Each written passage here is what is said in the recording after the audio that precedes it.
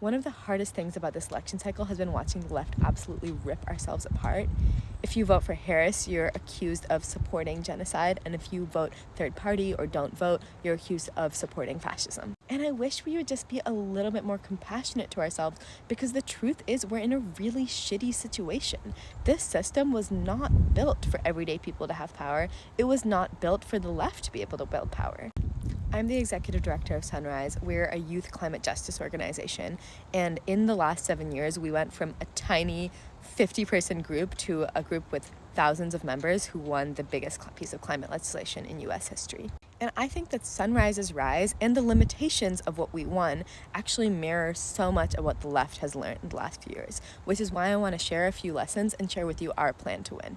When I think about Sunrise's success, I think about 4 key ingredients: mass participation through the 2019 climate strikes, mass disruption, people actually making sure that we weren't just in the streets, but that we were actually taking escalated action, political power, which meant we translated that power in the streets into concrete positions that politicians would take that would translate into elections, and the support of unions, which made sure that we were talking about climate as something that could create good-paying unionized jobs and not something that made people's everyday lives worse.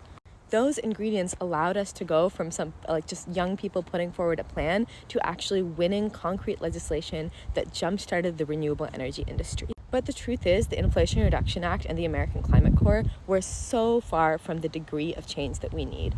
At the end of the day, they're compromises with oil billionaires. And to me, that points to some of the limits of center-left progressivism that we have seen in the last few years. That actually we do need electoral participation, we do need political power, we do definitely need mass participation and union support, but we need a much higher degree of those things, as well as structural reform to our democracy if we're ever going to win. So that's why Sunrise has put forward a plan for the next 4 or 5 years. First, we elect Kamala Harris, because frankly, the terrain that we're going to be organizing under Harris is going to be a lot easier for the next few years. Then we organize like hell, especially around school strikes and campus takeovers. And we actually use the student power that we have to be able to go on indefinite school strikes and bring society to the realization that we need dramatic change fast. We pair that with escalations in city hubs.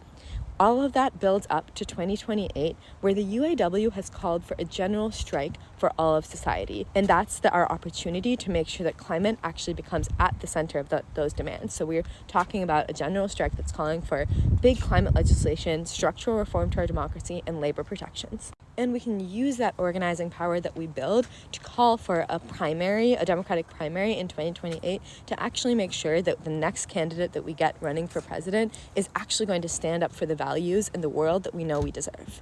Now, I'm not going to sit here and tell you that every detail of this plan is figured out. I'm not even going to sit here and tell you that there's 100% chance that it's going to work.